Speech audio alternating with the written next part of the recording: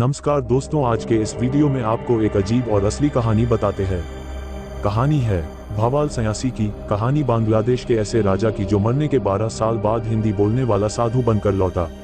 राजा रजवाड़ों की कहानियों हर किसी को आकर्षित करती हैं। बड़े बड़े महलों के अंदर क्या चलता है, वो कैसे रहते हैं, क्या खाते पीते हैं, उनके क्या शौक हैं, इसमें आम जनता की हमेशा दिलचस्पी होती है। अमीरी, ऐश्वर्य, अजीबो गरीब आदतें, शौक की वजह से अनेक राजा, महाराजा, रानियां, राजकुमार आदि इतिहास में अमर हो गए। यूं तो कहा जाता है कि सच कड़वा होता है और कहानियां हमें बहलाती हैं, लेकिन कभी कभी एक सच्ची घटना कहानी से बड़ी दिलचस्प और अजीबो गरीब हो सकती है। कुछ ऐसी ही घटना घटी थी भावाल राजबाड़ी में। ये महल अभी बांग्लादेश में है। यहाँ एक ऐसी घटना घटी थी जिससे बंगाल से ताल्लुक रखने वाले, इतिहास में दिलचस्पी रखने वाले और कानून में रुचि दिखाने वाले लगभग हर एक व्यक्ति जानता है। ढाका, बांग्लादेश की राजधानी से लगभग 35 किलोमीटर दूर है भावाल रियासत। बंगाल के दीवान ने सन 1700 के आसपास बंगाल की जमींदारी मुस्लिमों से लेकर हिंदुओं को सौंप दी। 1700 से 1901 तक भावाल रियासत की बागडोर रॉय चौधरी वंश के हाथों में रही। कहानियों की माने तो रियासत में 2000 गांव थे। हिंदू जमींदारों ने रियासत की सीमाएं बढ़ाईं। 26 अप्रैल 1901 को रियासत के आखिरी राजा राजेंद्र नारायण रॉय का निधन हो गया। राजा राजेंद्र नारायण के 3 पुत्र, बड़ा पुत्र नरेंद्र नारायण रॉय, मंझला पुत्र रमेंद्र नारायण रॉय और छोटा पुत्र रविंद्र नारायण रॉय और 3 पुत्रियां थीं। कहते हैं कि रॉय के बाकी पुत्रों और वंशजों से काफी भिन्न थे ये 3 कुमार, खास तौर पर मंझले पुत्र रमेंद्र नारायण रॉय। ये दूसरे राजकुमार रमेंद्र नारायण रॉय की कहानी है। जमींदार की मौत के बाद उनकी पत्नी विलासमणि देवी ने तीनों बेटों को शिक्षित करने की कोशिश की। घर पर एक इंग्लिश टीचर भी रखा गया, लेकिन तीनों का मन पढ़ाई में नहीं लगा। तीनों ही बेटों की शादी कर दी गई थी और पूरा परिवार जयदेवपुर राजबाड़ी में ही रहता था। जैसा कि पहले बताया गया है, रमेंद्र बेहद अलग मिजाज के थे। वो भोग विलासिता, शराब में डूबे रहते थे। कुछ कहानियों की माने तो असुरक्षित यौन संबंधों का भी शौक रखते थे और उसी के फलस्वरूप उन्हें सिफिलिस रोग हो गया। 1904 में भावाल रियासत को कोर्ट ऑफ ऑर्डर ने ये कहकर अपने अधीन कर लिया कि रियासत का रखरखाव सही ढंग से नहीं हो रहा है। रानी विलासमणि ने कोर्ट ऑफ ऑर्डर के खिलाफ कोर्ट केस कर दिया और 1905 में उन्होंने केस जीत भी लिया। 1907 में विशालमणि देवी की भी मौत हो गई। पारिवारिक डॉक्टर ने उन्हें दार्जिलिंग जाकर स्वास्थ्य ठीक करने की हिदायत दी।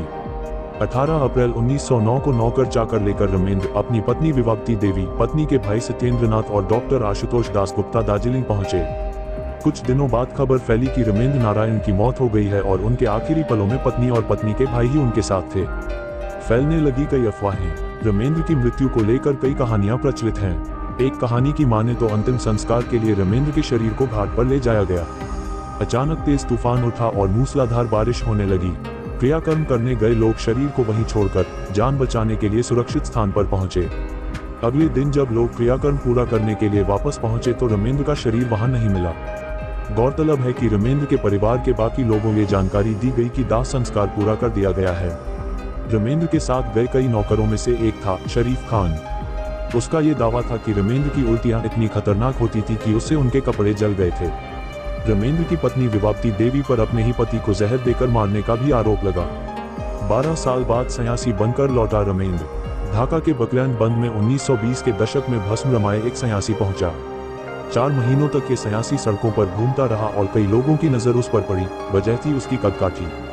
इसी के साथ ये अफवाहें भी उड़ने लगी कि वो सन्यासी कोई और नहीं, भावाल रियासत का मंझला राजकुमार रमेंद्र है।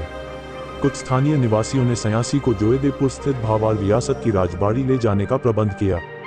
12 अप्रैल 1921 को ये सन्यासी राजमहल पहुंचा।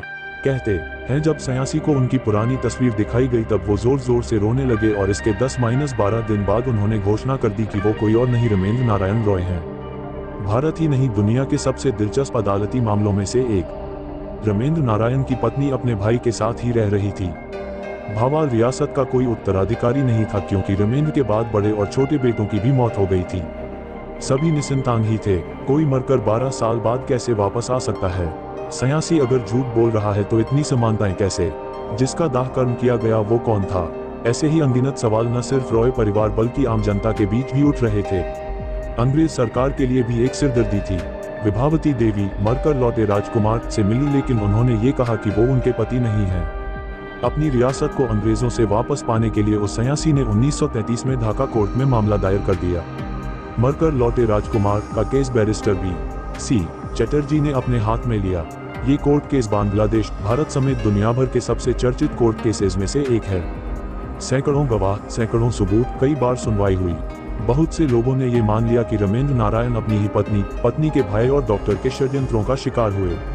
बर्थमार्क्स, शरीर के दाग और दूसरी समानताओं के आधार पर लौटे सयासी को ही भावाल रियासत का मंझला राजकुमार घोषित किया गया। ये कोर्ट केस 1933-1936 तक चला और आखिरी में न्यायाधीश ने रमेंद्र के पक्ष में फैसला सुनाया। मरकर लौटे राजकुमार ने सबके सवालों का जवाब दिया। मरने के 12 साल बाद वापस लौटे कुमार ने तमाम सवालों के जवाब दिए। उसने बताया कि जब उसका दाह कर्म करने के लिए ले जाया जा रहा था तब तेज बारिश शुरू हो गई। लोग मृतदेह को छोड़कर खुद बचाने के लिए भागे। नागा साधुओं ने उसकी जान बचाई और इलाज किया। इलाज के दौरान याददाश्त चली गई और वो नागा साधुओं के साथ ही मिल गया। मरकर लौटे राजकुमार का कहना था कि उसकी पत्नी के भाई ने जहर देकर उसकी जान लेने की कोशिश की। कोर्ट ऑफ ऑर्डर हार मानने वाले नहीं थे। कोर्ट ऑफ ऑर्डर और विवाक्ती देवी ने कलकत्ता हाई कोर्ट में अपील की, जहां ढाका कोर्ट के फैसले को बरकरार रखा गया। इसके बाद केस लंदन के प्रीवी काउंसिल तक पहुंचे। 30 जुलाई 1946 में प्रीवी काउंसिल ने भी सयासी मरकर लौटे राजकुमार के हक में फैसला सुनाया। कलकत्ता के काली मंदिर में रमेंद्र पूजा अर्चना के लिए पहुंचे, जहां उन्हें स्ट्रोक हुआ। इसके 2 दिन बाद उनकी मौत हो गई। 13 अगस्त 1946 को रमेंद्र का अंतिम संस्कार किया गया। विवाक्ती देवी ने इसे ऊपर वाले का इंसाफ बताया और रियासत का एक भी पैसा लेने से इनकार कर दिया। भावाल सयासी के केस पर 2 बंगाली फिल्में भी हैं, उत्तम कुमार की सन्नासी राजा और नेशनल अवार्ड विजेता श्रीजीत मुखर्जी की एक जे छिलो राजा। कोर्ट में अपनी पहचान साबित करने का ये केस शायद ही पहले कभी सुना गया हो। भावाल रियासत की राजबाड़ी आज भी ढाका के गाजीपुर में स्थित है और टूरिस्ट्स के बीच कौतूहल का विषय बनी हुई है ये राजबाड़ी। तो दोस्तों, कैसी लगी आपको ये कहानी, कमेंट करके जरूर बताना।